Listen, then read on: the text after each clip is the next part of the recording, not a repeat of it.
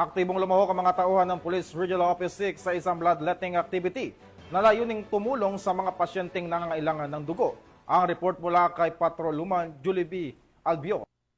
Na ng masungit na panahon ay matagumpay na isinagawa ng Police Regional Office 6 sa ilalim ng pamumuno ni Police Brigadier General Josefino D. Ligan RD Pro 6 ang isang makabuluhang bloodletting activity bilang bahagi ng selebrasyon ng ika-30 Police Community Relations Month upang patuloy na makapaglingkod sa mamamayan, lalo na sa aspeto ng kalusugan sa Multipurpose Hall Camp General Martin Chifilo B. Delgado, Fort San Pedro, Iloilo City, nito lamang ika-23 ng Hulyo taong kasalukuyan.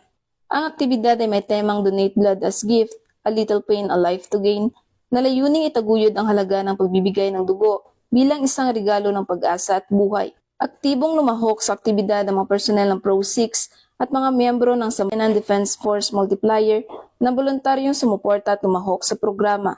Ang kanilang presensya ay patunay ng matibay na ugnayan at kooperasyon sa pagitan ng kapulisan at ng mga katuwang mula sa komunidad. Isa ito sa mga konkretong hakbang ng kapulisan sa pagpapakita ng malasakit at pagtugon sa pangangailangang medikal ng komunidad, lalo na sa mga pasyente na nangangailangan ng dugo. Isa ito sa mga konkretong hakbang ng kapulisan sa pagpapakita ng malasakit at pagtugon sa pangangailangang medikal ng komunidad, lalo na sa mga pasyente na nangangailangan ng dugo. Bilang pasasalamat sa lahat ng lumahok, libreng lugaw ang ipinamahagi sa mga donor at volunteers na nagsilbing simbolikong alay ng mainit na pagkalinga at pagkakaisa sa hangaring makapagligtas ng buhay. Naging matagumpay at organisado ang bloodletting activity na patunay ng kanilang dedikasyon sa tungkulin sa kapwa. Sa pamamagitan ng ganitong mga aktibidad, patuloy na pinapalakas ng kapulisan ang tiwala at suporta ng publiko sa kanilang mga adhikain tungo sa mas maayos at ligtas na bagong Pilipinas.